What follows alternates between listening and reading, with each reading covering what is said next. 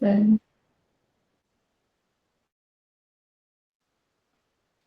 नमस्कार। सभी को बहुत बहुत प्रणाम। विनोद जी, रजनी इंजीनियर जी, प्रणाम भाई सर, प्रणाम सभी। और भाई साहब जुड़े हैं। टाइम हो गया हमारा,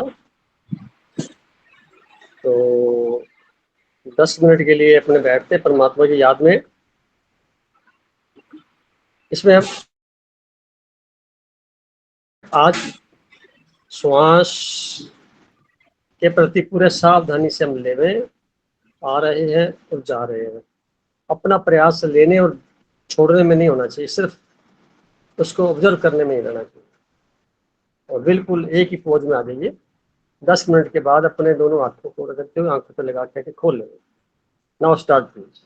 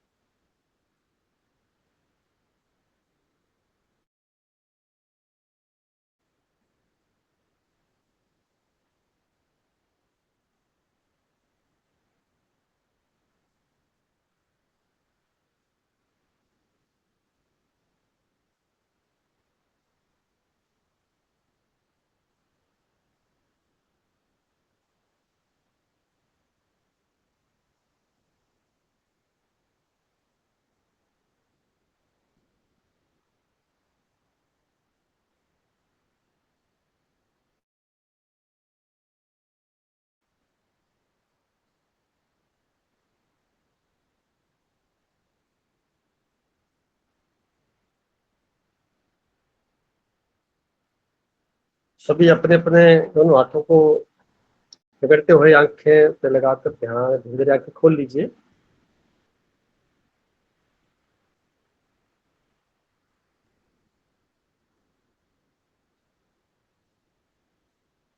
लाइव हो जाइए।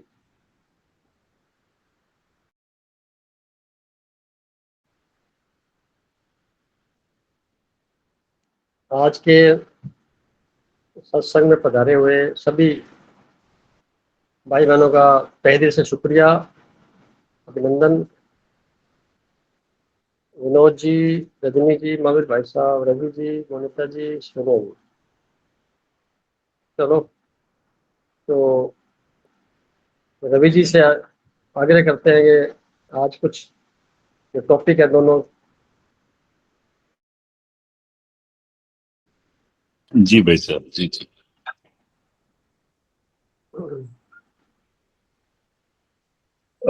टॉपिक एक तो पिछला है और एक आज का नया है। आज का तो मुझे दिखाई दे गया, पिछला मुझे पीछे वाला देखिए थोड़ा, और स्क्रॉल करेंगे तो पीछे नजर आ जाएगा।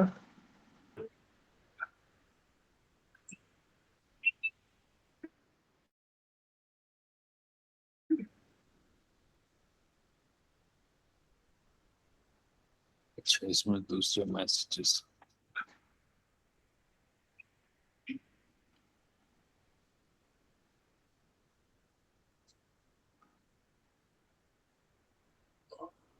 मुझे मिला कि नहीं? नहीं मिला भाई साहब मुझे। तो फिर मैंने भी मन और समय ये तो हम पहले मन कर और चुके रचनात्मकता, रवि भैया। है क्या? मन और रचनात्मकता 49, पेज नंबर 122। मुझे मुझे दोबारा भेजोगे एक बार आप? एक मिनट में इसमें ग्रुप में रीसेंड कर दो तो। मन और रचनात्मकता हाँ, मुझे क्यों नहीं दिखाई दे रहा? पेज नंबर 122 है भैया।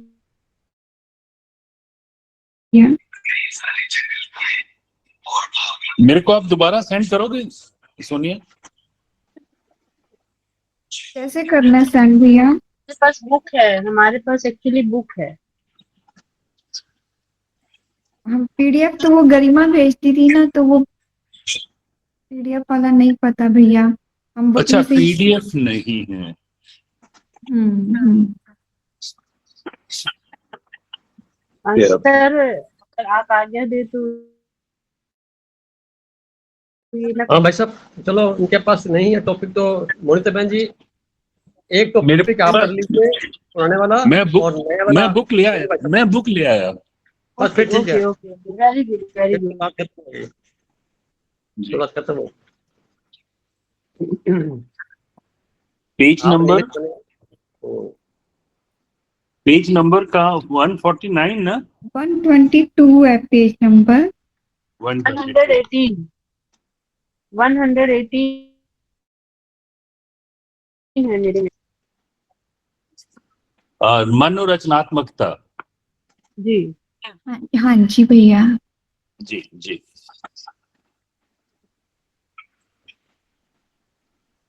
सॉरी, थोड़ा सा हम लोग समय बर्बाद कर गए। भैया, मन मन और रचनात्मकता ना 2 बार दिया हुआ है शायद।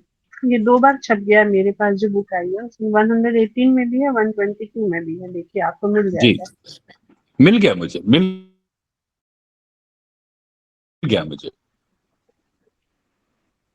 मन और रचनात्मकता। आत्मा के मूल रचनात्मकता युक्त गुण, आत्मा के मूल रचनात्मकता युक्त गुण धर्म को सुशोभित विषय मन और रचनात्मकता के संदर्भ में मन नैसर्गिकता में एक बायोलॉजिकल अदृश्य यंत्र है जो आत्मा और संसार यानी परमात्मा के संदर्भ में सेतु का कार्य अनवरत करता रहता है, जो स्वयं की चयन प्रक्रिया के साथ साथ स्वयं के बिलीफ सिस्टम पर निर्भर है। याद रखने लायक बात यह है कि क्रिएशन मौन में ही घटित होता है। परिणाम स्वरूप जहां मन लगाएंगे वहां आत्मिक एनर्जी का फ्लो होगा। प्रवाहित एनर्जी की प्रकृति अनुसार लक्ष्यों की प्राप्ति सुनिश्चित है। मन को नैसर्गिक जीवंतता में लगाने पर, उत्पन्न विचारों से तारतम्य बनाने पर रचनात्मकता का उदय होता है। पुनः मन को नैसर्गिक जीवंतता में लगाने पर, उत्पन्न विचारों से तारतम्य बनाने पर है, जो असाधारण विशेषता का पर्याय बनता है। हालांकि सभी आत्माएं अदृश्य रूप से हर समय कुछ न कुछ रचना करती ही हैं, और रचना का परिणाम स्वयं की प्रकृति विशेष सकारात्मक अथवा नकारात्मक दृष्टिकोण के परिणामत होता है। उदाहरण, महान वैज्ञानिक न्यूटन इत्यादि अनेक महान आत्माओं द्वारा नैसर्गिकता के प्रति कृतज्ञ भाव से मौन धारण कर अपने मन द्वारा रचनात्मक सहयोग करने पर प्राप्त परिणाम संपूर्ण संसार के लिए अमूल्य योगदान साबित हुए। उदाहरण पुनः सुने। महान वैज्ञानिक न्यूटन, आइंस्टीन इत्यादि अनेक महान आत्माओं द्वारा नैसर्गिकता के प्रति कृतज्ञ भाव से मौन धारण कर अपने मन द्वारा रचनात्मक सहयोग करने पर प्राप्त परिणाम संपूर्ण संसार के लिए अमूल्य योगदान साबित हुए। ठीक इसी प्रकार पारिवारिक नेटवर्क में उत्पन्न विचार को अगर रचनात्मक सहयोग प्राप्त होने पर जीवन में सुख सुविधाओं का अंबार तैयार हो जाता है, तो दूसरी और अग्रमा प्रदत्त शक्तियों की रचनात्मकता से विभिन्न ग्रंथों का प्रतिपादन हुआ। इसी क्रम में संगीत की दुनिया में विभिन्न स्वरूपों में ऊर्जा का रूपांतरित परिणाम विश्व को प्रभावित करता है। ठीक इसी प्रकार पारिवारिक नेटवर्क में उत्पन्न विचार को अगर रचनात्मक सहयोग प्राप्त होने पर जीवन में सुख सुविधाओं का अंबार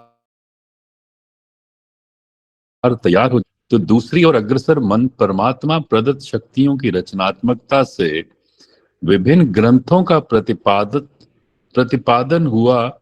इसी क्रम में संगीत की दुनिया में विभिन्न स्वरूपों में ऊर्जा का रूपांतरित परिणाम विश्व को प्रभावित करता है। यहां तक कि ब्रह्मांडीय रहस्योद्घाटन भी रचनात्मकता का परिणाम है। जैसी दृष्टि वैसी सृष्टि का जीता। पिछले कुछ समय से पूरा विश्व ने महामारी से त्रस्त होकर निभाया, जो स्वयं की जटिल मान्यताओं धारणाओं से उत्पन्न नकारात्मक दृष्टिकोण के परिणाम को सकारात्मकता में रूपांतरित किया है। यानी मुश्किल हालात में स्वयं से निहित अदृश्य शक्ति उजागर होकर, यानी मुश्किल हालात में स्वयं में निहित अदृश्य शक्ति उजागर होकर समस्याओं का शमन कर सकती है। यानी सभी आत्माएं अदृश्य रूप से विलक्षण शक्तियों को समाये हुई हैं। जरूरत है उस शक्ति को एक्सप्लोर कर रचनात्मकता में लगाना, जो आत्मा का नैसर्गिक गुण है।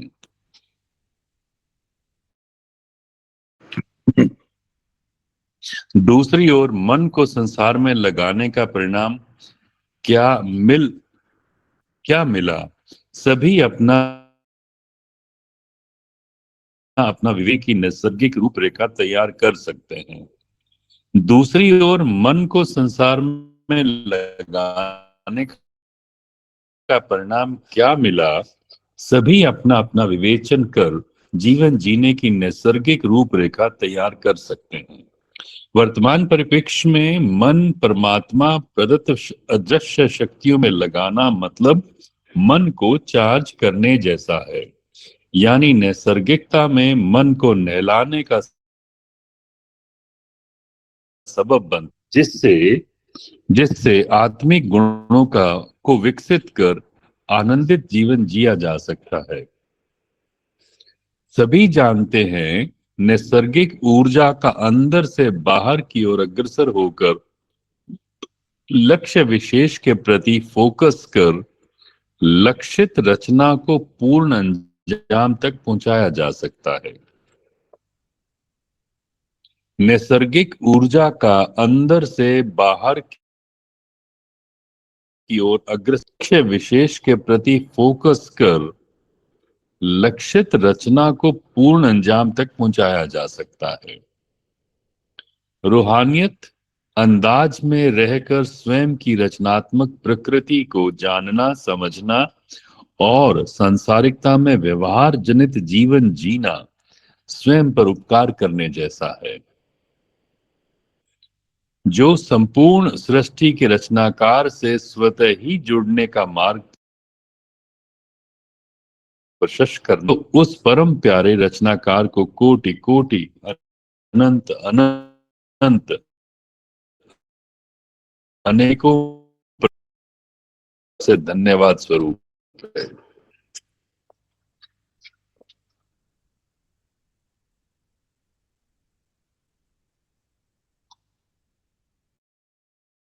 आज का आध्यात्मिक चिंतन, स्वयं का एहसास।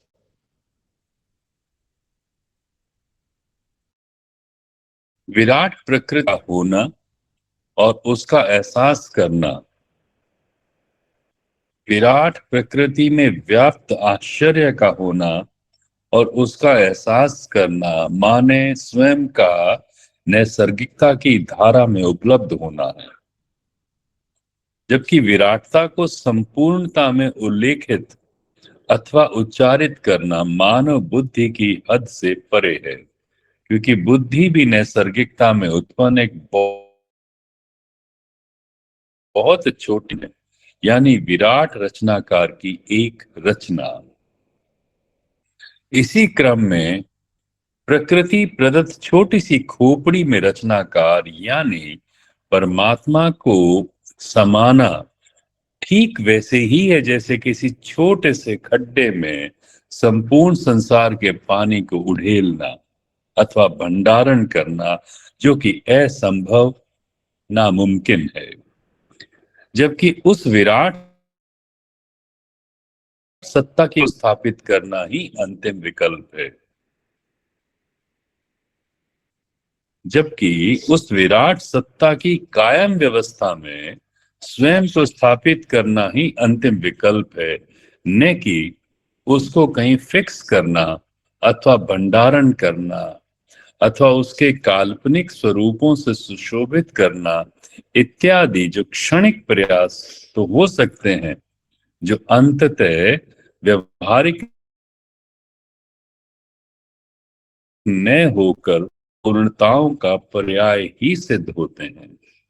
अनंत विराट को पकड़ना भी ठीक वैसे ही असंभव है जैसे वायु को पकड़ना अथवा जल को पकड़ना अथवा अग्नि को पकड़ना अथवा श्वास को पकड़ना, और इन क्रियाओं में किए गए प्रयास निरर्थक ही साबित होते हैं।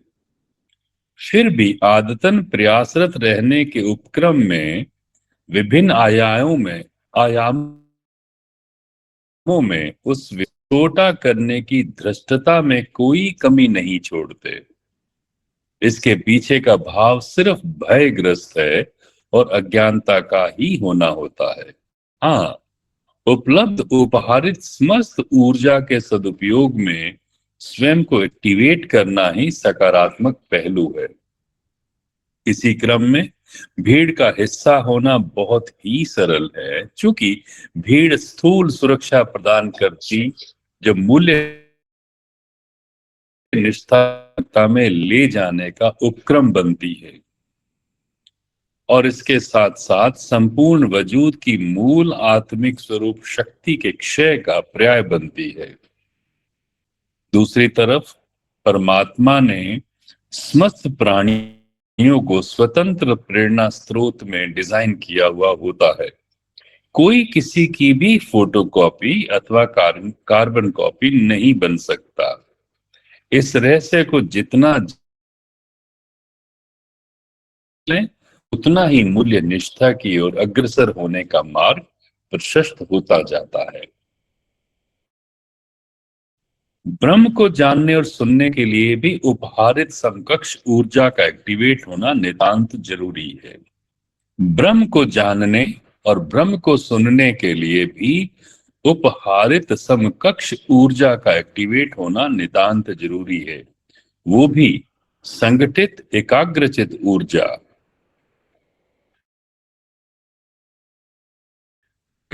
अधिकांश ऊर्जा तो गैर जरूरी अथवा व्यर्थता में अथवा जरूरी दैनिक कार्यों अथवा भोजन पचाने में जरूरत से ज्यादा खर्च होती रहती शेष बची ऊर्जा इंटेंसिटी के अभाव से एकाग्रता नहीं बन पाते। परिणाम स्वरूप ब्रह्म यूनिवर्स परमात्मा के एहसास की बाउंड्री को टच भी नहीं कर पाते और बोझ मन से संसारिकता में लौट आना मजबूरी बन जाता है। ध्यान के प्रयोग से इस निर्बल ऊर्जा को पुनः सबलता में रूपांतरित कर सकते हैं और बार बार के अभ्यास से एकाग्रता की गुणवत्ता में बढ़ोतरी होते होते क्षण विशेष में आत्मिक शक्ति का एहसास हो ही जाता है। और एक बार भी ऐसा पल आता है तो वो मानसिक पटल को रूपांतरण करने में बाता है, जो निश्चितता में ब्रह्मांडीय व्यवस्था का एहसास कराने के साथ साथ स्वयं से भी परिचित हो पाता है। विराट अस्तित्व में स्वयं के वजूद को महसूस करना ही वास्तविकता से परिचित होना होता है। विराट अस्तित्व में स्वयं के वजूद को महसूस करना ही वास्तविकता से परिचित होना होता है, जो कालांतर में सांसारिकता लिप्तता में होने का पर्याय सिद्ध है।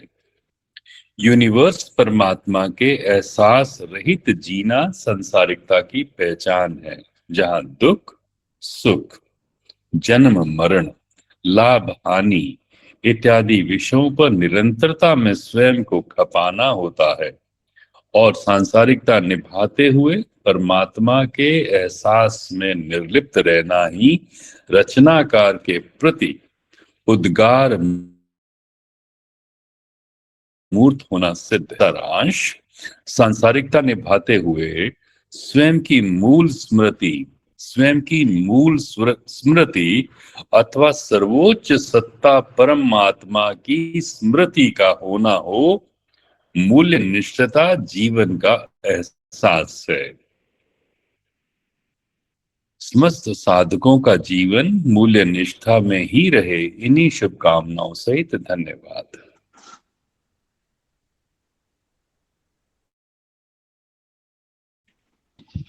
भाई साहब बहुत बहुत शुक्रिया आपका, आपने अच्छे तरीके से एक्सप्लेन किया और पढ़ने में अपना पूरा एकाग्रता का योगदान दिया। दोनों ही लेख में खास बात जो नजर आती है,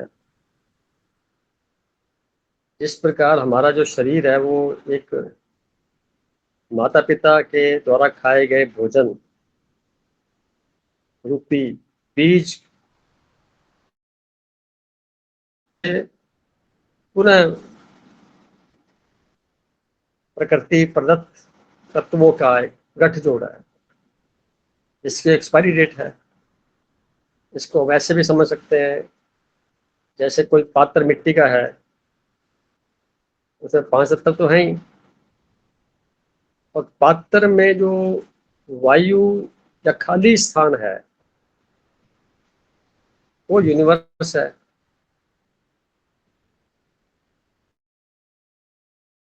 पात्र और उसमें जो मौजूद है वो यूनिवर्स। पात्र टूट गया तो जो यूनिवर्स का क्या फर्क पड़ा? बाहर और अंदर तो एक जैसे था। पात्र मिट्टी में तब्दील हो गया क्योंकि वहीं से तो निकल के आया था, उसका ओरिजिनेशन मिट्टी है, जमीन है। तो वो बिखर करके अपने अपने तत्वों में विभाजित होकर के जो संगठित थे वो वापस अपने अपने स्तर पर चले जाएंगे। एनर्जी एनर्जी में चली जाएगी। तो एक फार्मूला है ना, एनर्जी को ना तो उत्पन्न किया जा सकता है, ना ही समाप्त किया जा सकता है, रूपांतरित किया जा सकता है। तो रूपांतरण करने का जो बेसिक एहसास है, उस एहसास को समझते ही, उस एहसास को महसूस करते ही जीवन स्वतः ही रूपांतरित हो जाता है। तो पहले थे,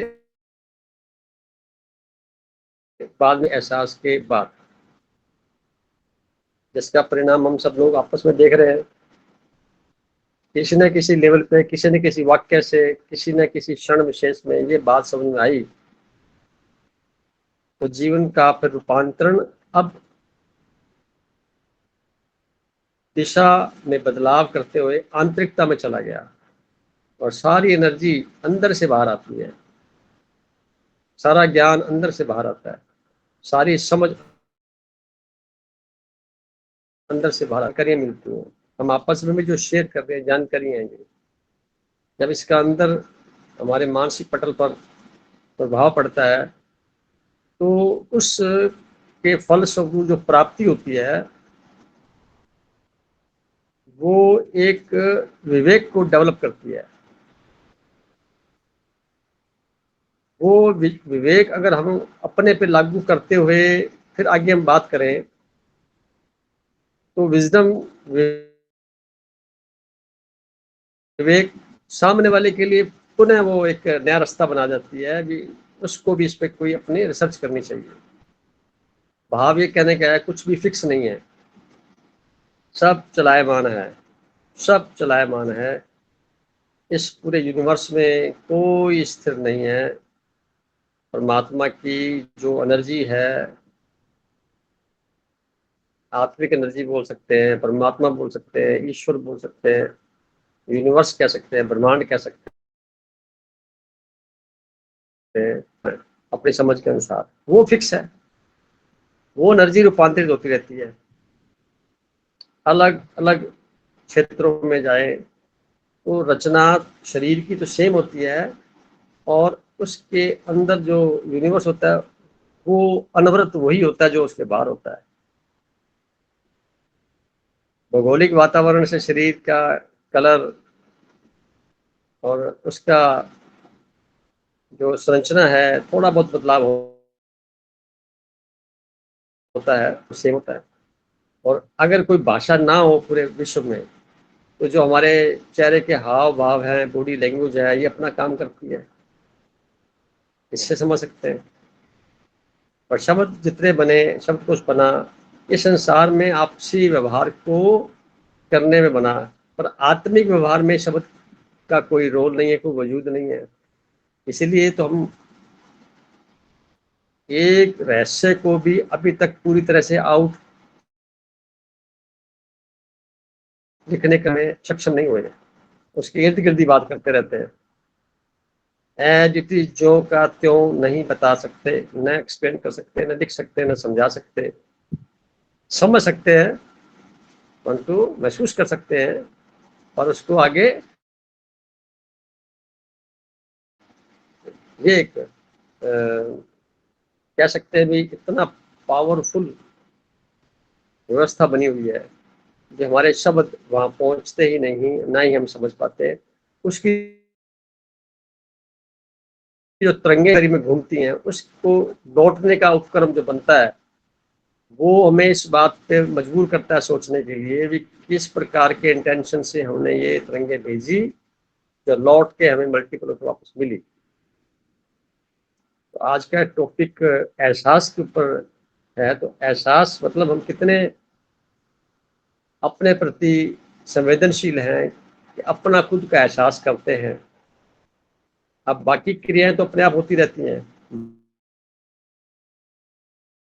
भोजन पचता, शरीर में सारा कुछ चल रहा है जो चलने वाला व्यवस्था के तहत है, ये एसेंशियल है, ये स्वतः ही होता है, इस पर कोई नियंत्रण नहीं किया जा सकता।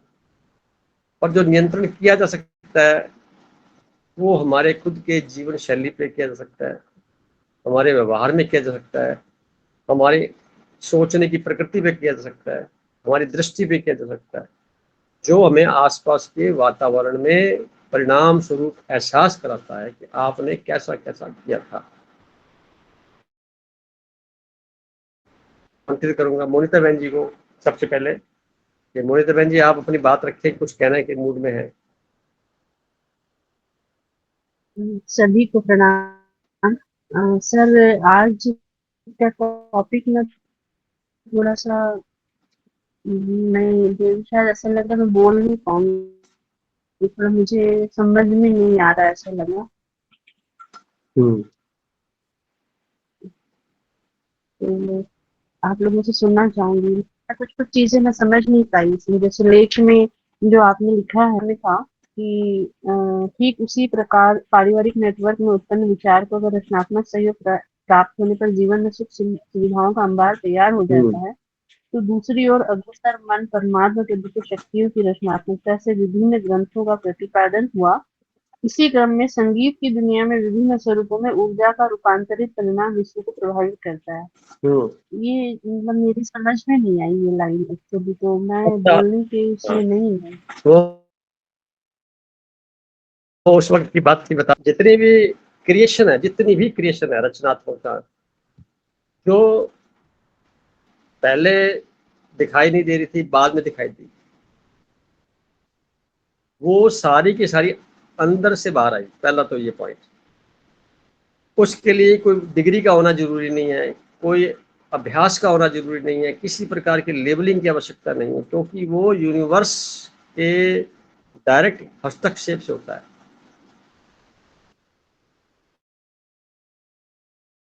ये तो म्यूजिक में जो कलाकार ने अपना जीवन बिताया है और इस दुनिया को विशेष कुछ संगीत का वातावरण तैयार किया है, उसमें आप बेसिकली देखिए कि उनके जीवन में वैसी वैसी घटनाएं घटी हुई होंगी जो साक्ष्य बने उनके, और वो संगीत अंदर से प्रकट हुआ।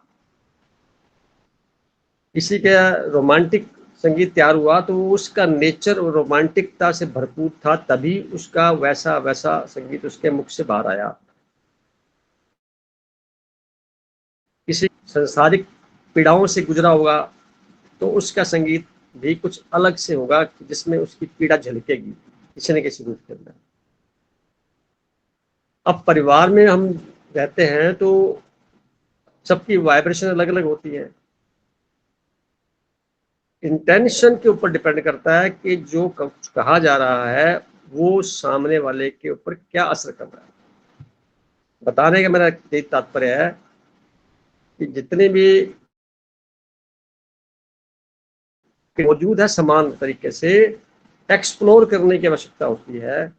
आपने देखा होगा अपनी क्लास में बच्चे जो हैं कुछ ऐसे मिलेंगे जो अपना अधिकांश समय कुछ नया करने में लगाते हैं,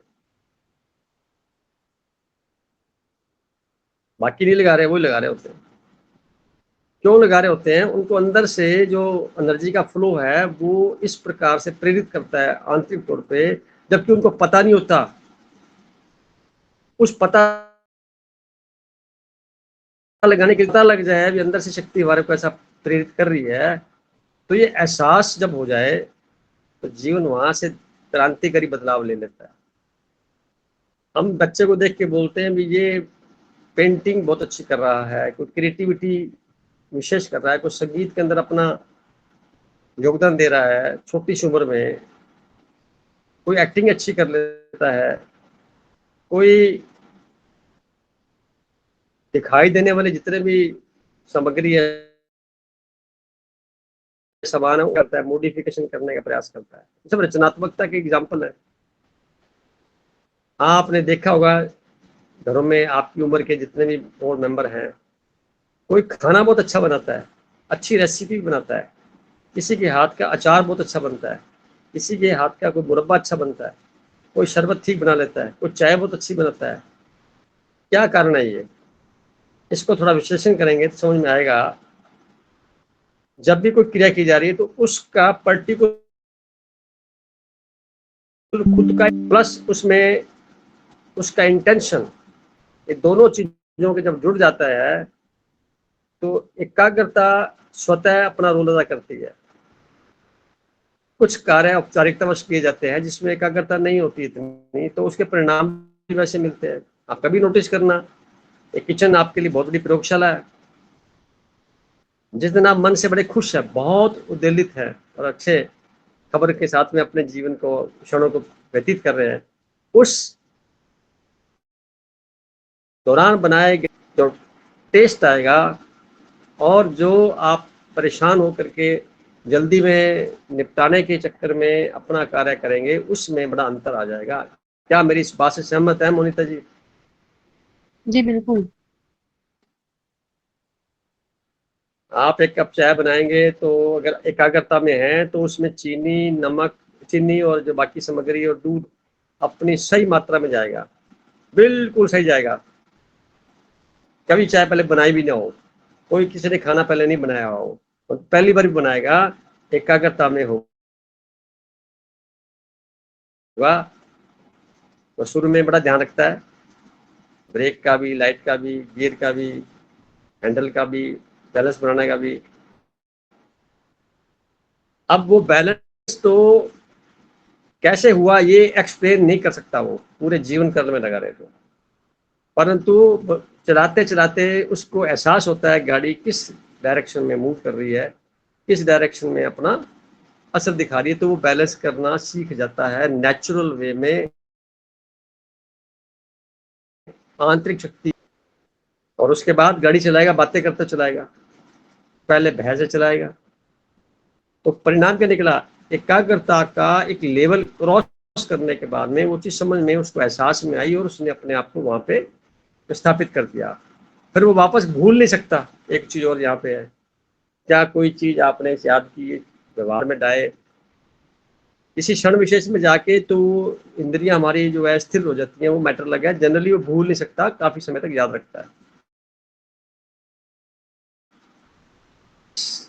उस क्षण हुआ कि मैंने गाड़ी चलानी सीख ली, एहसास कि आज का जो भोजन हमने प्रॉपर ढंग से बना लिया, ये एहसास के प्रति हम सजग हैं, तो आप ध्यान की उस ऊंचाइयों पर हैं जिसकी मैंने आज बात की है, कल्पना की। हालांकि मैं ढंग से लिख नहीं पाया हूँ और बताना चाहता ये हूँ कि हर वक्त उस एहसास को, उस आश्चर्य को जो व्याप्त है कदम कदम पे, महसूस करना ही एक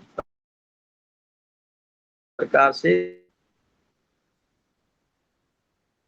उसके सर मैं बाद पूछना चाहूंगी, मुझे हाँ, आपने जैसे बताया कि किसी का इंटरेस्ट लिखन में है, किसी का इंटरेस्ट चित्रकारी में है, किसी का इंटरेस्ट भोजन बनाने में है, तो ये जो इंटरेस्ट आत्मा के अंदर का, जैसे आपने बोला ना कि सबके अंदर वो रचनात्मकता है, पर वो फिर एक एक दिशा उसको मिलती है हम्म, या एक प्रेरणा मिलती है, जो भी बोलिए, जिसकी और वो उसकी ऊर्जा रहती है और वो उसी क्षेत्र में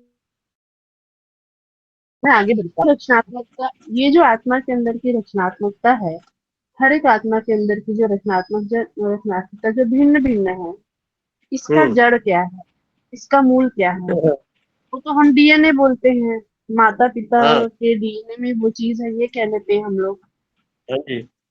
तो ये बायोलॉजिकल है या फिर ये आत्मा का है, ये जानना चाह रही थी, क्योंकि आत्मा तो एक अलग एनर्जी है, वो तो ब्रह्मांडीय ऊर्जा हो गई एक तरह से, और डीएनए तो बायोलॉजिकल हो गया, आ रही थी। बायोलॉजिकली जो हम देखते हैं, नकल करते हैं, उसके स्वरूप को समझ करके धारणाएं बनाते हैं, फिर हम उस पर काम करते हैं, अपने आप को आगे लाते हैं, ये बायोलॉजिकल हो गया।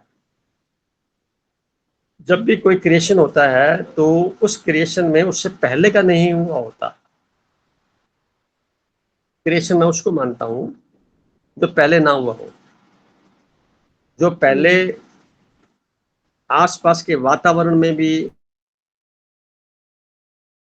नहीं था, उसने देखा भी नहीं था, और उसी के द्वारा ही हुआ।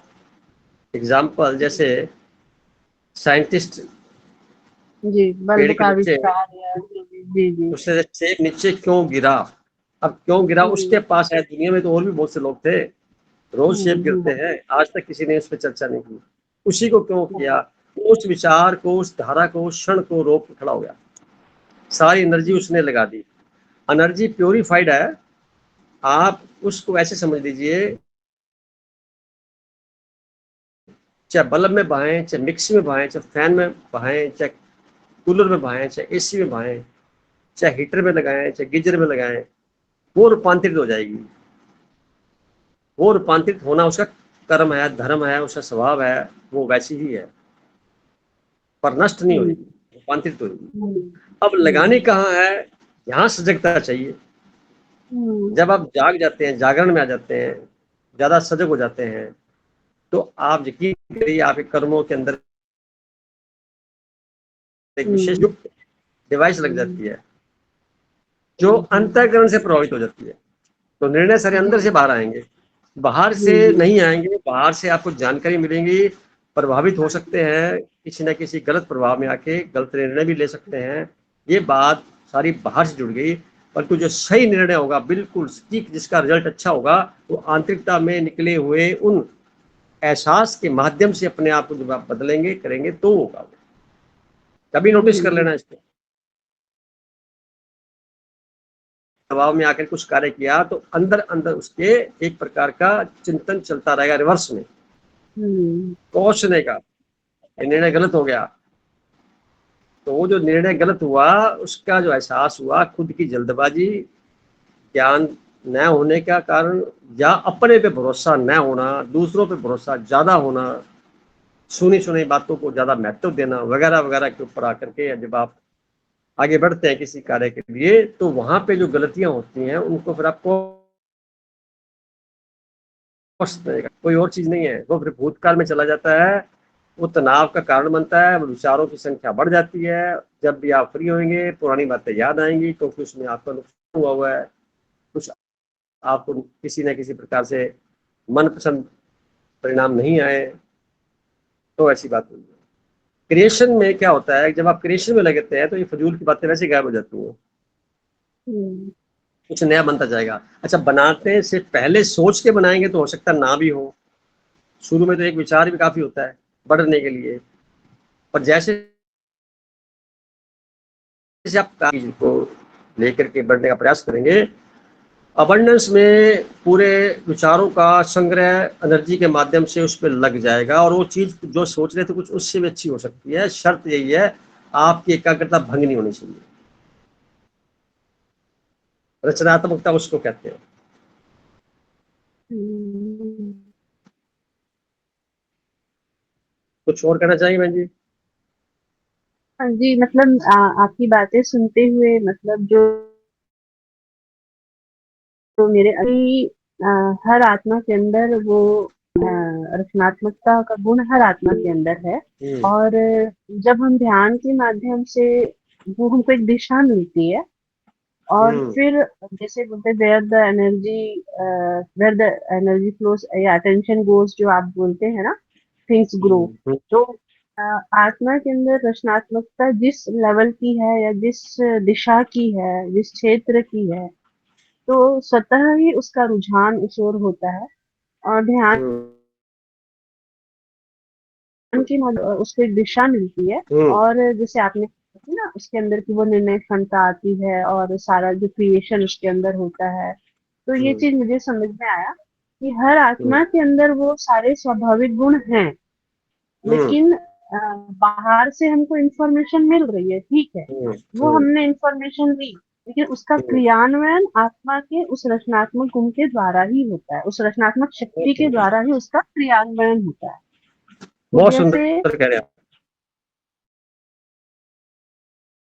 हाँ मतलब सब एक जैसे ही हैं, हम सब जितने भी ग्रुप में भी हैं तो हम सब एक जैसे हैं, लेकिन जो बातें हम इंफॉर्मेशन के रूप में ले रहे हैं, फिर उसको हम ध्यान के माध्यम से फिर उसको हम समझ रहे हैं, और समझने के बाद हम फिर समझने हम जीवन को भी समझ रहे हैं, आत्मा को भी समझ रहे हैं, परमात्मा को भी समझ रहे हैं, ब्रह्मांड को भी समझ रहे हैं, प्रकृति को भी समझ रहे हैं, और इस आधार पर हम अपने जीवन की कला को भी समझ रहे हैं, कहाँ बहुत छोड़ना सुंदर। है, कहाँ पकड़ना है। हम्म, क्योंकि इस संसार में तो बहुत सी परिस्थितियां हैं, और अब हम्म, तो जो समझ हम देख रहे हैं वो तो और ही विकट और ही मतलब अ, चुनौतीपूर्ण होने वाला है। पर अब हमको सारे इंफॉर्मेशन मिलने के बाद अब हमारा उसके ऊपर कैसा अटेंशन जाता है, हम उसको कैसे सॉल्व करते हैं, रिजॉल्व करते हैं, ये हमारी रचनात्मक शक्ति के ऊपर डिपेंड करता है। बहुत जो सुंदर, मुझे बहुत सुंदर। अब तक जो आपकी बातों से जो अब मुझे समझ में आया, नहीं समझ पा रही थी 2-3 बार पढ़ने के बाद, तो अब मुझे ये चीज हम्म, समझ। जी, बहुत थैंक सुंदर बहन जी। जब हम बोलना बंद कर देंगे, बोलने से मेरा मतलब इस वाणी से नहीं, विचारों की जो स्पीड है उसको कम कर लेंगे किसी भी माध्यम से, तब अंदर की आवाज सुनाई देने लग जाएगी। अंदर की आवाज तभी सुनाई देगी को बचा लेंगे या उसकी तरफ से ध्यान हटा करके अपना ध्यान अंदर की तरफ लगाएंगे, तब ये अंदर की आवाज सुनाई देगी। क्योंकि where attention goes energy will flow, where energy flows things will grow. ध्यान आपने आंतरिकता में लगाया तो बाहर सारा साफ हो गया, अब अंदर की बात सुनाई देगी। मेडिटेशन का अभ्यास करना मतलब आपने अंदर के बारे में या आंतरिक तौर पे जो क्रियाकलाप हो रहे हैं और परमात्मा का संगीत बज रहा है, शरीर में किक घटनाएं घट रही हैं, उन सब का आप एहसास कर रहे हैं। उस एहसास के साथ अपने आप को जोड़ते ही जो परिणाम आएगा वो सकारात्मकता से ही होगा, वो क्रिएटिविटी से ही होगा, वो आपकी रचनात्मकता को ही दर्शाएगा। जैसे हम संसार में रह करके कार्य करेंगे तो वो रचनात्मकता नहीं बोली जाएगी, वो उसका बोला जाएगा कि वो एक कार्य का आपने एप्लीकेशन किया, उसको और आगे बढ़ा दिया, मूस को आपने आगे बढ़ाया, इसका मीनिंग ये निकलता है। बात क्लियर होगी? जी, जी sir, very thank you very much. अब रजनी जी से बात करूँ, उन्होंने हैंड रेज किया था कुछ जानने के लिए। बोलिए बहन जी। प्रणाम जी।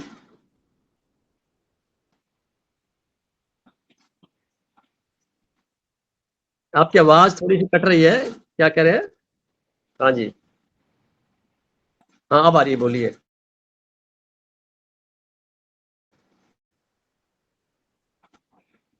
हम्म, हम्म, हम्म।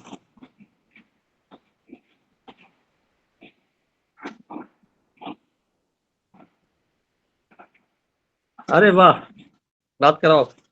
क्वेश्चन पूछे। हाँ बेटा।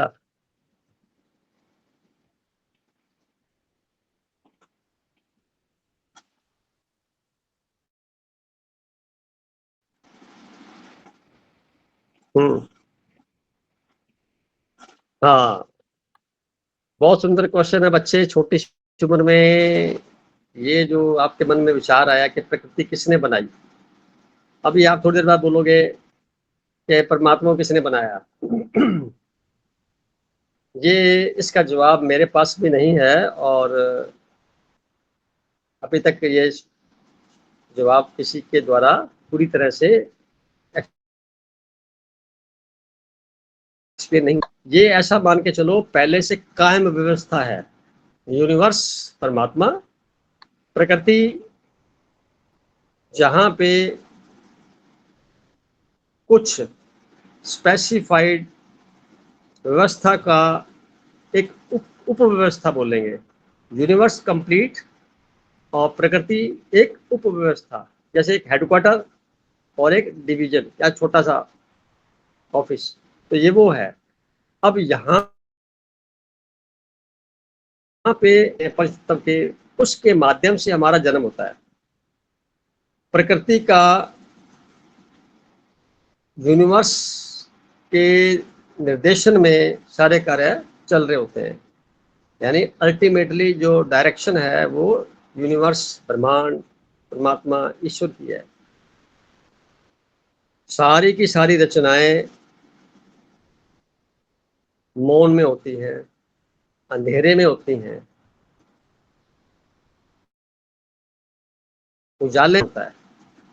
क्रिएशन सारी अंधेरे में होती हैं, डार्कनेस में, जहाँ पे मौन घटित ज्यादा रहता है, ज्यादा घटित मौन, बिल्कुल पिन ड्रॉप साइलेंस, वो अंधकार में और उसके बाद मौन में होने से प्रकृति अपना काम सुचारू रूप से करती है। जब ऐसा नहीं होता जिस क्षेत्रों में, वहां पे कोलाहलपूर्ण रहता है वातावरण, तो वहां के जो लोग रहने वाले हैं उसका परिणाम ये रहता है, हमेशा तनाव बना रहता है। बड़े बड़े औद्योगिक क्षेत्र चले जाइए, बड़े बड़े जगह पर जाइए जहाँ पे दिन रात लाइटें चलती रहती हैं और काम चलता रहता है, तो वहाँ का जीवन को अगर उनको कहा जाए कि ध्यान करो तो बड़ा मुश्किल है, शब्द ही उनके लिए बड़ा अजीबोगरीब लगेगा। तो आपका बच्चे जो प्रश्न है प्रकृति किसने बनाई, आप इसको मानो ये हमें गिफ्ट में मिली हुई है। ये यूनिवर्स, ब्रह्मांड, जिसको हम कहते हैं अज्ञात सत्ता, जिसके बारे में हम थोड़ा बहुत बता सकते हैं एहसास करते हुए, परंतु कम से कम मेरे पास तो इतनी ताकत नहीं है कि मैं उसको बताऊं कि बनी कैसे। अंदाजा लगाया जा सकता है, वैज्ञानिक लगाते हैं। अभी शुरू में धुंध थी, सूर्य का टुकड़ा था, ठंडा हुआ, फिर जीव उत्पत्ति हुई, ये सारा वैज्ञानिक प्रोसेस है, परंतु ये नाकाफी है, ये सही नहीं है। बाकी ऋषि मुनियों ने जो कहा गया है उनका भी कहना उनके ही स्तर पर सीमित है। जो मैं पहले कह चुका हूँ, जो महसूस होता है उसको एज इट इज बयान नहीं कर सकते, उसको उच्चारित भी नहीं कर सकते। ये कमजोरी इसलिए है कि उसकी कोई भाषा आज तक बनी नहीं है। हमें उसको यथासंभव इतना ही मानना पड़ता है कि वो है और दिखाई नहीं देता है। दिखाई ना दे उसको प्रकृति कहेंगे, और जो दिख रहा है वो उसकी रचना कहेंगे, जिससे सिद्ध होता है कि वो है। वो नहीं है जिसको हम सिद्ध नहीं कर सकते। बच्चे कुछ बात समझ में आई?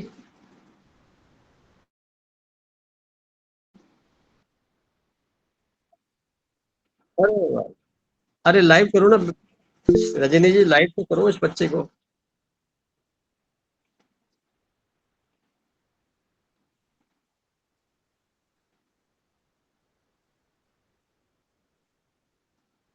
चलो अभी, हाँ, बहुत बहुत मुबारक बेटा तेरा। मेरी बहुत बड़ा पूरे ग्रुप की तरफ से आपको बहुत बड़ा आशीर्वाद है। सफलता मिले आपको, जीवन अच्छा बीते आपका है ये। और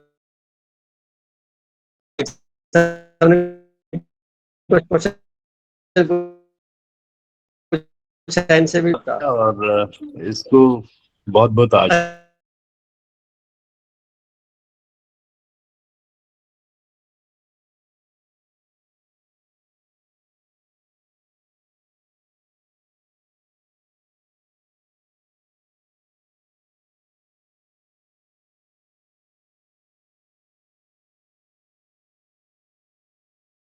उस पर हम विचार लेंगे सर, बात करेंगे इस विषय पे।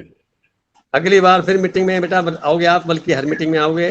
माता जी का तो आना ही होता है, आप भी आएंगे, जिससे आपके मन में कोई बात आए तो जरूर पूछिए। अब देखो हमारे पास कितने अच्छे अच्छे व्यक्तित्व, बड़े इंसान हैं, मौजूद हैं।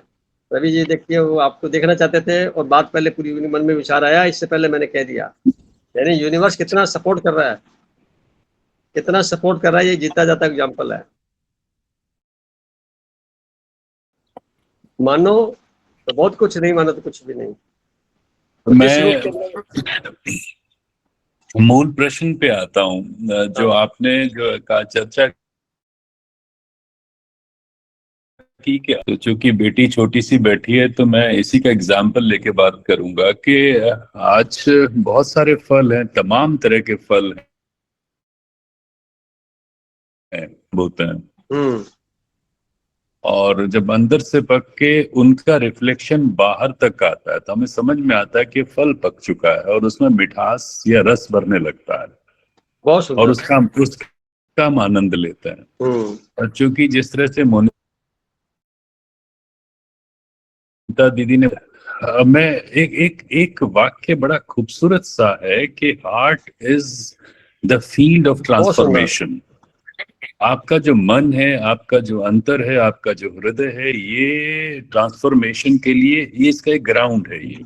बहुत सुंदर। अब चूंकि आध्यात्मिक स्तर पे स्पिरिचुअलिटी में बेटा हम इस बात को इस तरह से समझ सकते हैं कि चूंकि हर आदमी जो है वो जैसे आपको दिखता है रूप से वैसा शायद नहीं था, क्योंकि उसने अपने अंदर भीतर में उसने काम किया, अपने हृदय पे काम किया है। वो उसने शायद अपने गुस्से पे काबू किया है, वो बहुत सारे विचारों से भटकता था, उसने शायद अपने आप को फोकस करना प्रारंभ किया है, वो शायद मेडिटेशन से वो कर पाया, उसने इस पे अभ्यास किया, अपने हृदय पे उस पे अभ्यास किया। अभ्यास इज मेडिटेशन, जो अंकल अभी बारी बारी बात बता रहे थे कि वो जितना ज्यादा वो मेडिटेशन उन्होंने किया है, उन्होंने अपने हृदय पे काम किया, का जो रिफ्लेक्शन है, जिस जो जो आदमी आप देख रहे हो वो उसका रिफ्लेक्शन आएगा, वो आपसे कितना सुंदर व्यवहार कर रहा है, वो कितना फोकस्ड है ना। वो सब क्यों हो पाया? क्योंकि वो अंदर से बाहर की तरफ बढ़ रहा है, बहुत बाहर सुंदर। की तरफ नहीं जा रहा। अंदर उसने अपना ग्राउंड तैयार किया है, अपने आप को उसने पकाया है, अपने आप को उसने प्रिपेयर किया है, अपने आप को उस स्तर तक लेके गया है जिस स्तर पे आप देखना चाहते हैं किसी भी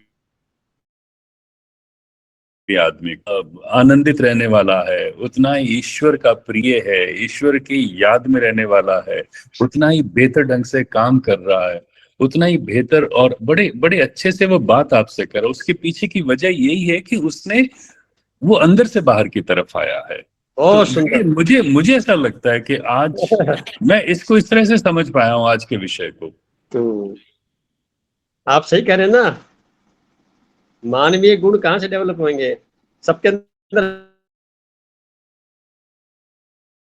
है, दिखाने वाला काम हो जाएगा, मुंह मुस्कुरा करके हम बात करें और अंदर से ना हो तो चेहरे हमारा चेंज हो जाएगा, वो फिर मिलावटी हो जाएगा, तो हमारे चरित्र में आ जाएंगे, जी, दिखाने के लिए कुछ और, करने के लिए कुछ और अगर उसको हमने सही मतलब उसके साथ ही जीना है, वैसा ही बनना है, तो फिर हाँ। उसके लिए अभ्यास की जरूरत है, और अभ्यास यानी मेडिटेशन। अपने आप को चेक करना ही तो है पल पल,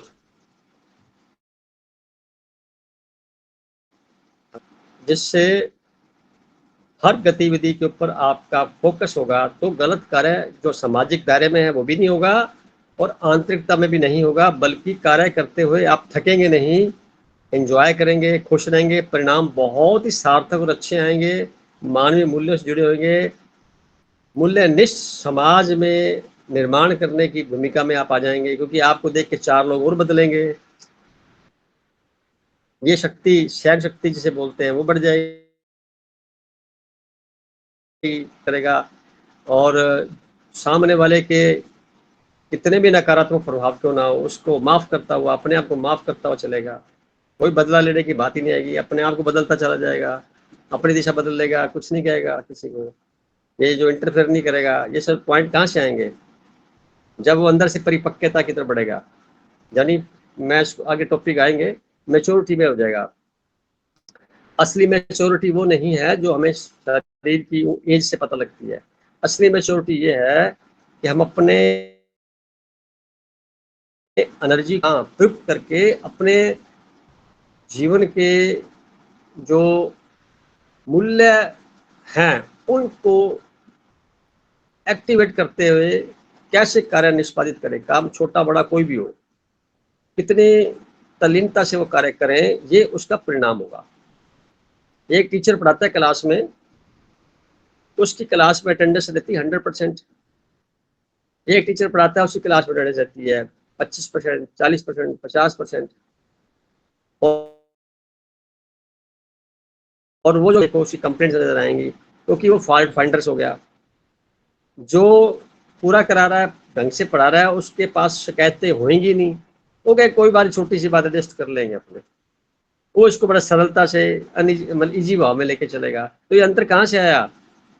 क्योंकि दोनों में बैकग्राउंड में जाके देखेंगे तो आंतरिकता में उथल पुथल कम है या है नहीं, वो सफलता में ऐसे आ गया। और उथल पुथल ज्यादा है, अपने भरोसा नहीं है, या जिस परिवार में जिस संस्कारों के द्वारा वो पला पला बड़ा हुआ है, उसका प्रभाव भी 25-30% होता है। हर परिवार की कहानी अलग अलग होती है। संस्कार बच्चे वहां से सीखते हैं, घर में क्या क्या हो रहा है, यानी वो कहने से नहीं सीखते, देख करके सीखते हैं। आपको परिवार में जो बच्चे रह रहे हैं, आज तक हमने भी देख के सीखा है कि मेरे पिता माता जी क्या करते थे। उनने जो कहा वो खास ज्यादा नहीं महत्व था, पर जो देखा वो ज्यादा महत्व था, क्योंकि विजुअलाइजेशन हो जाता है कि उन्होंने इस पर रिस्पॉन्स दिया, क्या किया, तो हमें उनके परिणाम दिखे। वैसा वैसा ही हर परिवार में बच्चे देखते हैं।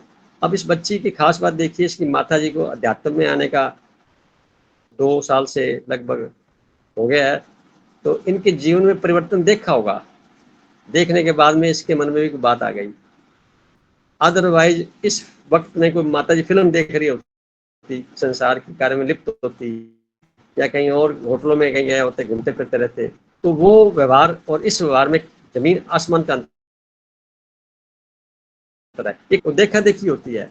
हम जाते हैं तो पूछते हैं क्या बनाया आज, तो ऐसा एक खाना हो गया। एक होता है मन में पहले होना चाहिए यही बनना चाहिए, यही मुझे खाना है, तो वो आपकी क्रिएटिविटी होगी। अब दोनों को अगर डिफाइन करेंगे तो अंतर क्या आएगा? ये आएगा, हमें अपने आप में स्थित होकर के अपने वजूद के साथ में जो महसूस होता है, एहसास कराता है, उससे अपने जीवन को चलाएं तो ज्यादा बढ़िया रहेगा, सकारात्मक रहेंगे।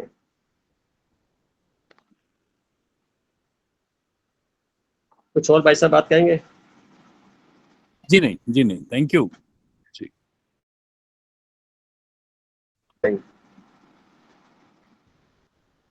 जी नहीं, थैंक यू भाई साहब जी।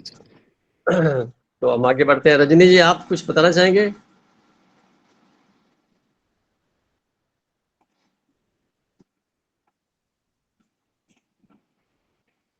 हम्म हम्म हम्म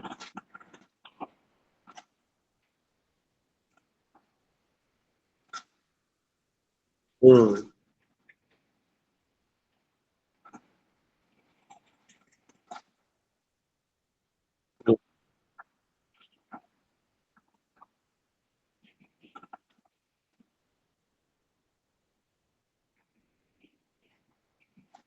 क्या बात है! ये बहुत एक्सेलेंट, बहुत गहरा प्रश्न है। मैं जवाब देता हूँ, मुझे मजा आएगा बताने में भी और आपको सुनने में मजा आएगा। परमात्मा जिसे हम बोलते हैं ना, वो वहां समय गौण है, वहां समय नहीं है। समय को नापा जा सकता है, परमात्मा को नापा नहीं जा सकता, किसी भी मेथड से नहीं नापा जा सकता। तो हम इन लाइव आंखों से भी नहीं देख सकते। महसूस करने के लिए हमारे पास जो अंदर उसका वंश मौजूद है, उस लेवल तक हमारे अपने आप को स्थापित करना होगा, तब हमें उसको महसूस लगेगा। तो ध्यान की जो गहराई होती है, उसमें जाकर के ये बात पकड़ में आती है। मैंने पहले लिखा गई लेख में, उस क्षण में सिर्फ आदमी न्यूट्रल अवस्था में होता है, जिसे हम आनंदित अवस्था कह सकते हैं। परंतु वो कब प्राप्त होता है? विचार नहीं है, समय नहीं है, और किसी क्रिया प्रतिक्रिया का कोई वजूद नहीं है। सिर्फ और सिर्फ मौन की प्रकाष्ठा, उसकी गहराई, नथिंगनेस, खालीपन। अब जैसे हम बैठे हैं अपने कमरों में, तो आसपास सामान रखा हुआ है और यूनिवर्स भी मौजूद है। सामान रखने से इस यूनिवर्स की प्रतिशतता में कमी आ गई। यही मैंने एग्जांपल दिया हुआ है कि और बाद दीवारें बनाई, छत बना दी, तो हमने उस यूनिवर्स की जो प्रतिशतता थी कम कर दी। फिर उसके अंदर हमने पर्दे लगा दिए, सामान रख दिया और कम कर दी। जितना ज़्यादा हम इसको कम करते जाएंगे उतना ज़्यादा हमारा जो आंतरिक एहसास है उसमें कमी आ जाएगी। जितना ज़्यादा इसको फैलाव करेंगे तो हमें चांस मिलेगा ज़्यादा महसूस करने का। तो लोग तभी घर से बाहर घूमना फिरना पसंद करते हैं, क्योंकि उनका मूल स्वभाव क्या है? आनंदित अवस्था में आना, इस विराट अस्तित्व तो ये अनजाने में होता है। हम कहते हैं पहाड़ों पे जाने से मजा आता है, मंदिरों में जाने से खुशी मिलती है, शांति मिलती है। तो विचार वहां पे वो क्रिएट वैसे ही करेगा, वो विचार घर पे नहीं कर पा रहा, क्योंकि वैसा यूनिवर्स का दायरा उपलब्ध नहीं है। बात फॉलो होगी इस बात पे, क्यों टूरिस्ट की तरह घूमने जाते हैं लोग बात। अगर घर में वैसा वो बन जाए तो बाहर जाने की आवश्यकता नहीं रह जाएगी ना। आपने देखा बहुत से लोग होंगे अपने घर में खुश रहते हैं। क्यों रहते हैं? वो एहसास करते हैं मैं घर में इतना मजे से रह रहा हूँ, मेरे आसपास जितने मेंबर घूम रहे हैं, मेरे सारे देवी कितने प्यार से बात करूं, कितनी शालीनता से इनके साथ पेश करूं, और आनंद का वातावरण जो फुहारा अंदर से बाहर निकलता है तभी निकलेगा जब आप अंदर से खाली हो जाएंगे, खाली संसार की गतिविधियों से। और भरते भर जाते हैं तो कुछ आगे पर एंट्री नहीं होती। अब वो वहां पे परेशान रहता है, जगह सारी फ्लॉपी भर गई है पहले से ही, उसको डिलीट करने की उसको प्रैक्टिस नहीं है। तो ध्यान एक ऐसा मशाल है या ऐसा एक्टिव रोड है जिससे वो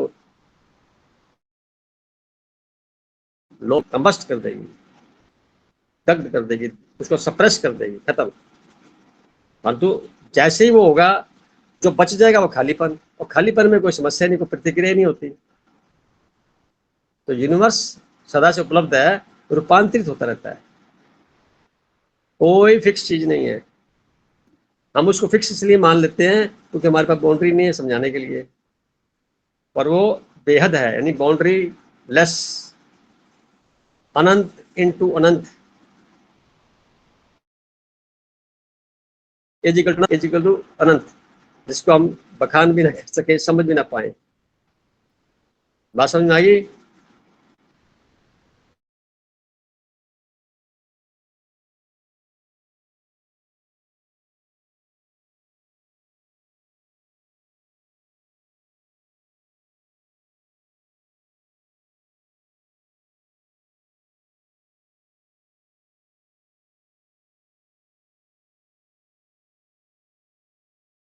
परिणाम भी तो वैसे ही आएंगे। अगर यूनिवर्स के साथ वार्तालाप के माध्यम से, कैसे भी मौन की भाषा से, ध्यान से अपना जीवन हम चलाएंगे, तो मेरा पूरा विश्वास है शरीर साफ सुथरा रहेगा, विजातीय तत्व इकट्ठे नहीं होंगे, हम ठीक ठाक लाइफ में जिएंगे, मतलब आनंदित रहेंगे, खुश रहेंगे, जो हमारे नैसर्गिक गुण हैं,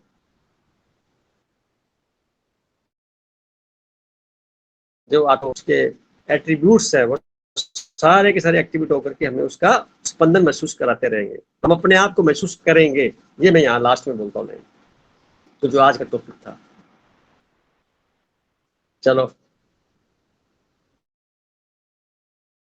शुभकामना, खुशी है बच्ची को देख करके। हाँ जी, हाँ बोलो बेटा।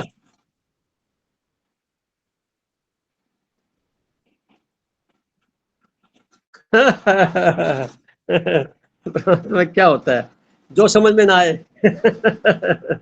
जो समझ में ना आए, जो है और दिखाई ना दे, और जिसका प्रभाव दिखे, उसको परमात्मा कहते हैं। आप उसके शरीर का, शरीर तो माता का शरीर माता जैसे होगा ना, पर जो अंदर आप बोल रहे हैं वो यूनिवर्स है, वो परमात्मा बोल रहा है, ऐसे बोलिए आप।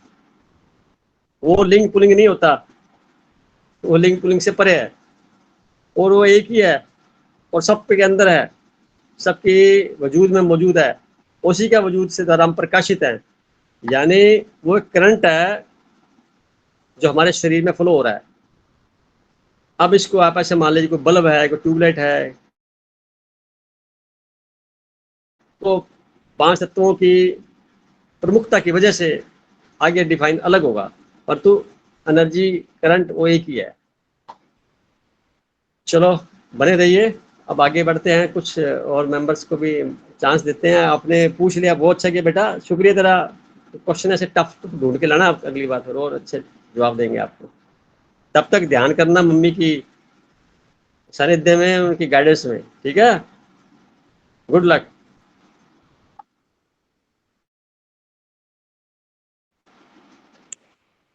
थैंक यू बेटा। बहुत अच्छा लग रहा है सर।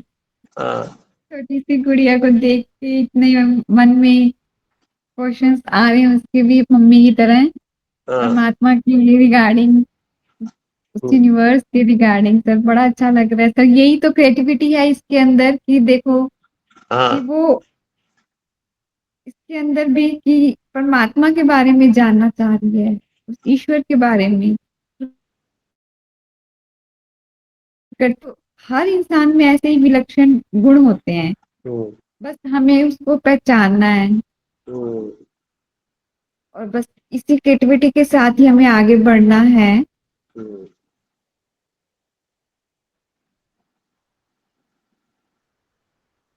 ये एक जीता स्वयं को जाता एग्जाम्पल है। इस बच्ची ने एनर्जी जो थी संसार में न लगा करके यूनिवर्स को ढूंढने में लगाने लग गई। तो ये क्रिएटिविटी तो है, और क्या रचनात्मकता यही तो है। अब इसको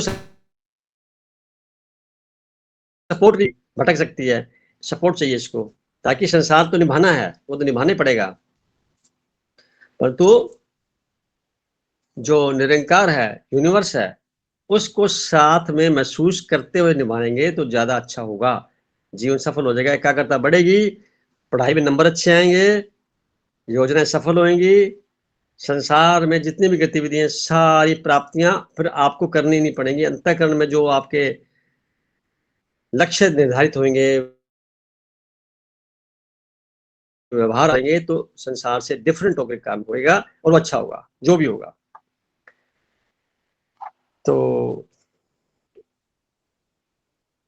और कुछ कहना चाहेंगे बहन जी?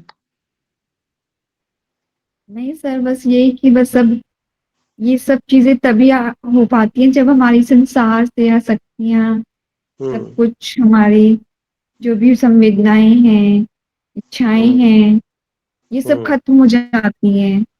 हम ऊपर के हम जब सोचने लगते हैं, तो ये उस गुड़िया ने दिखाया कि हाँ, सोच के कैसे ऊपर जा सकती है। तो ये बहुत अच्छा लग रहा है सर।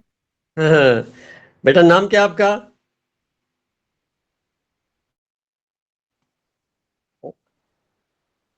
आपका नाम क्या है? श्रेया। अबे नाम किसका है आपका? कहाँ है आप? ढूंढो ना, ढूंढो आप अपने आप को मकान में। क्या कह रही है? ये शरीर का नाम है, आपका नाम नहीं है।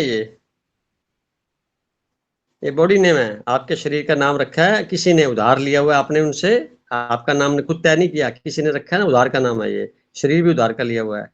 अब इसके अंदर रह करके आप अपना जीवन चलाएंगे, इस बात का आपको एहसास। आज का पहला जो चैप्टर है वो यही है कि शरीर का नाम है, प्योर सोल हूँ, परमात्मा यूनिवर्स की बच्ची हूँ और लाडली बच्ची हूँ, ऐसा भाव रखेंगे।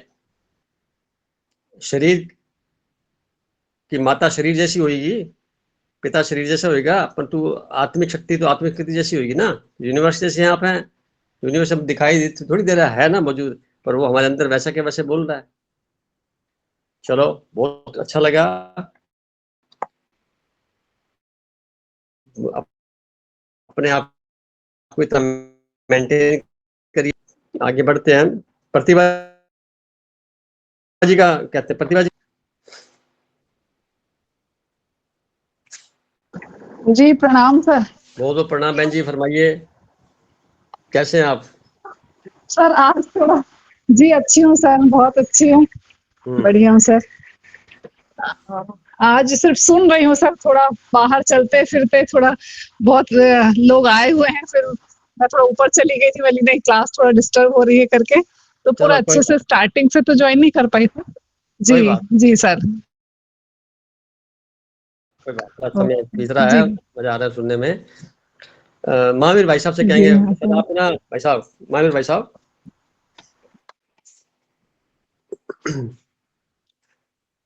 अब आपको पास सारा समय आपके पास है, आप के वार्तालाप करते हैं और फिर आप कंक्लूड कर देना लास्ट में।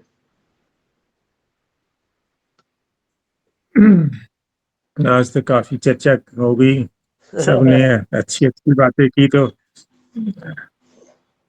शुरुआत तो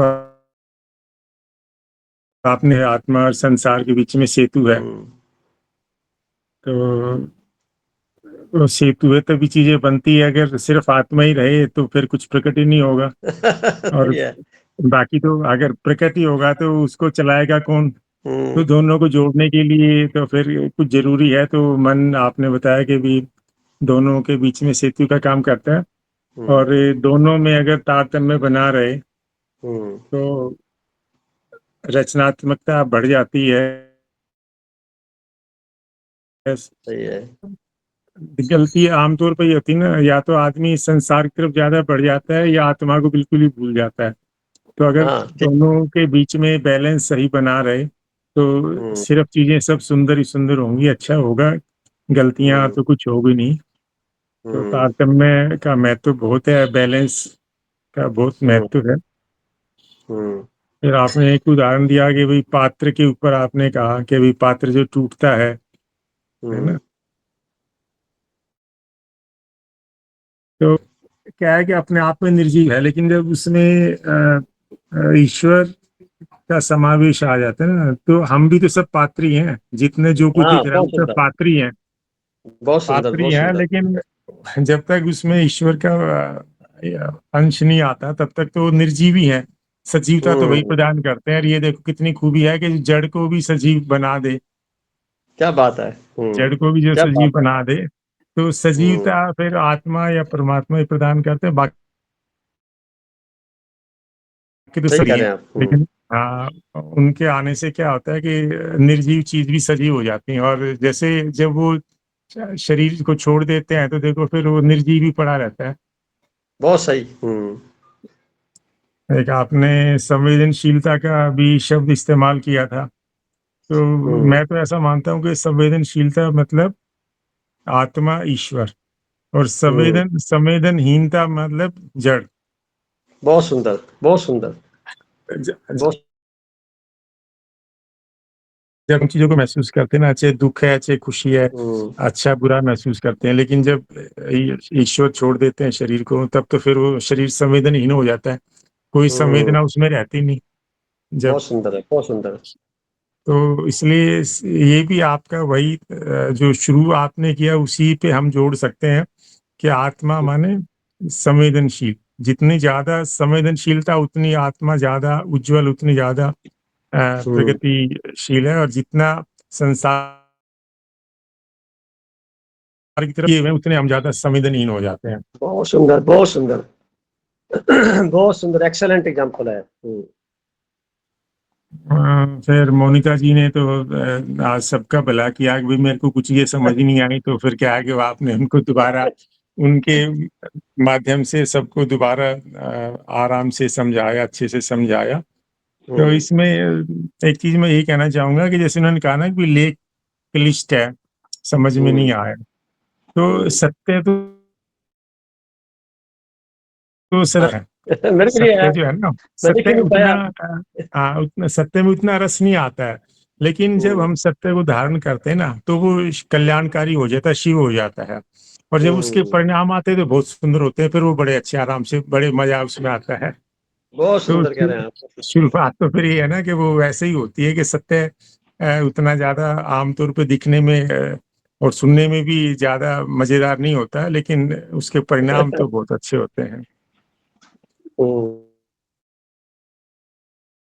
आत्माओं में रचनात्मकता है। हम्म, मैं इसको ऐसे कहूंगा कि आत्माएं तो सब एक हैं, सब एक ऊर्जा का हिस्सा है। हम्म, तो हाँ, वो उनमें रचनात्मकता अलग अलग हो सकती है क्योंकि डिफरेंट रेशियो में चीजें बनी हुई ना। जो पांच हाँ, तत्व है, हमारे पिछले संस्कार और मन जो है वो सबका थोड़ा थोड़ा अलग है, बाकी तो पांच तत्व सबके अंदर ही है। और आत्मा भी सबके अंदर है, तो वो तो सबके अंदर है, लेकिन वो रचनात्मकता अलग इसीलिए होती है कि भाई हमारे संस्कार और एक्सपोजर वो अलग है, वरना तो आत्माओं में तो सब एक ही है, आत्मा तो अलग होती बहुत नहीं, सुंदर आत्मा का तो एक ही स्वरूप है। बहुत सुंदर कह रहे हैं आप। रजनी जी ने भाई श्रेया के माध्यम से सवाल उठाए, आप ये श्रेया ने डायरेक्ट ही उठाए, तो वो आपने काफी बधाई दी है।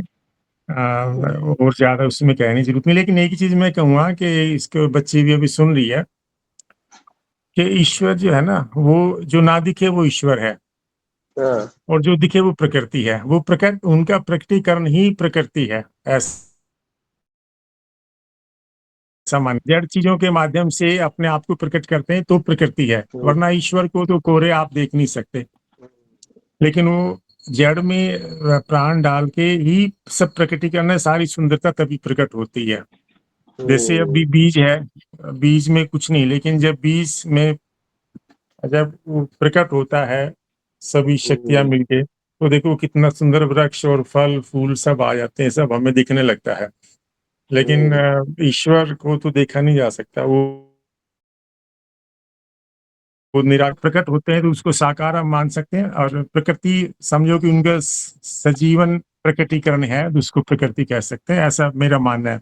बाकी तो आपने सही है। बताया कि जैसे लाइट को नहीं देख सकते हैं, लेकिन जब वो लाइट पंखे ट्यूबलाइट में आगे वो चलते हैं, हवा देते हैं, ठंडक देते हैं, गर्मी देते हैं, तो समझ में आ जाता है। तो समझाने के लिए उनको प्रकट होना पड़ता है, वो प्रकृति है। लेकिन बिजली तो दिखती दिखती नहीं है। सही कह रहे हैं, सही कह रहे हैं। ऐसा ही।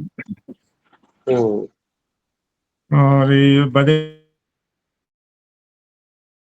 की समय बदल रहा है, ईश्वर तो मैंने पिछली बार भी बात हुई थी, ये कहा था कि समय मेरे ख्याल से कभी नहीं बदलता। समय, ईश्वर, सत्य, ये कभी नहीं बदलते, ये वैसे ही रहते हैं। हम बदलते रहते हैं ना। जो एक चीज होती है स्टेटर, एक होता है रोटर, जिसके ऊपर सब कुछ चलता रहता है, वो तो हमेशा वैसा ही रहता है। जो घूमता रहता है उसको लगता है कि बहुत कुछ चीजें बदल रही है, तो बदल हम रहे हैं, समय रहा है। मतलब समय को हम कहते बदलते हैं, कि समय बदलता नहीं है। तो बदलने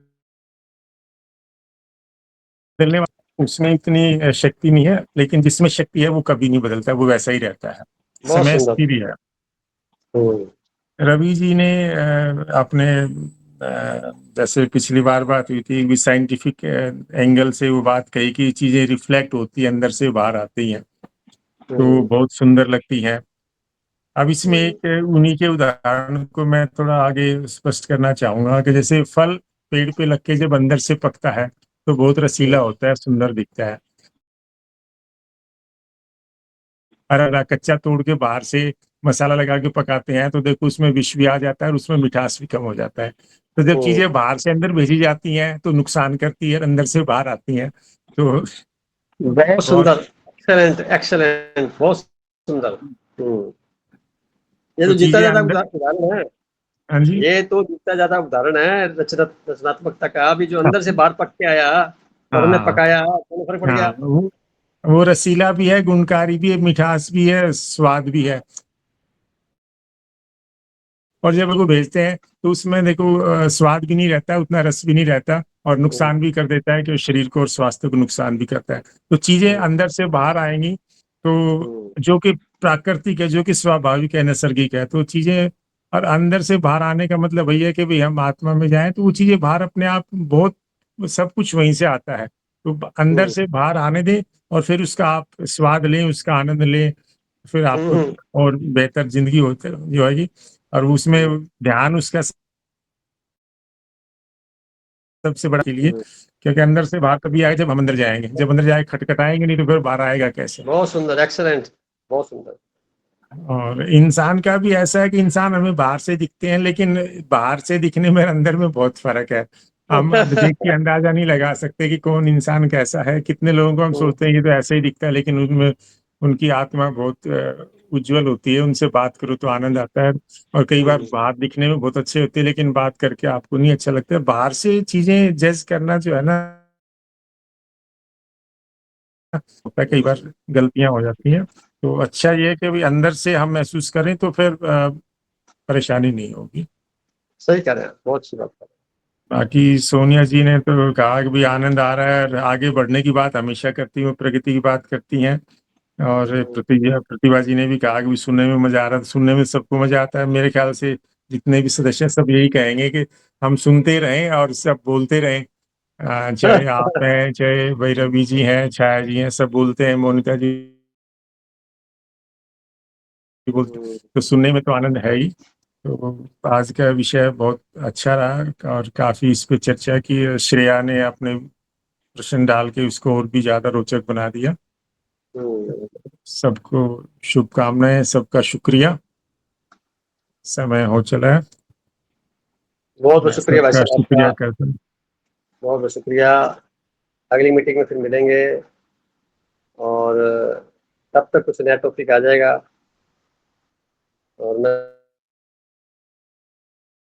सभी को खास तौर से और उस मम्मी से भी और सबके लिए फॉलो वाली बात ये है, जिस प्रकार प्रकृति के बारे में सोचा, जिस प्रकार परमात्मा के बारे में सोचा, इसको चिंतन बोलते हैं। ये सकारात्मक चिंतन है, इसको बोलते हैं एलिवेटेड चिंतन। और महावीर भाई साहब ने किस तरह से ढंग से एक्सप्लेन किया कि चीज को ये एक सार के तौर पे समझ में आ जाए, और इस पे फिर हम अपने आप को मान के चले भी हमें कोई देख रहा है यूनिवर्स में, और हमारे अंदर भी वही है, और हम बाहर जो हैं वो एक प्रकार से प्रकृति द्वारा दिया गया है, अंदर हमारे यूनिवर्स परमात्मा मौजूद ही है। तो ऐसा ऐसे सारे कार्यक्रम स्वतः ही ठीक हो जाएंगे, आनंदित अवस्था में रहेंगे। शुभकामनाएं इस सब के साथ में। बहुत मजा आया आज।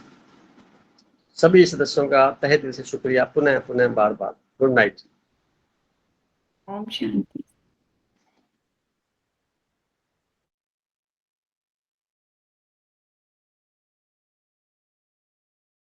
God bless you, beta. God bless you. Love you, divine soul, beta.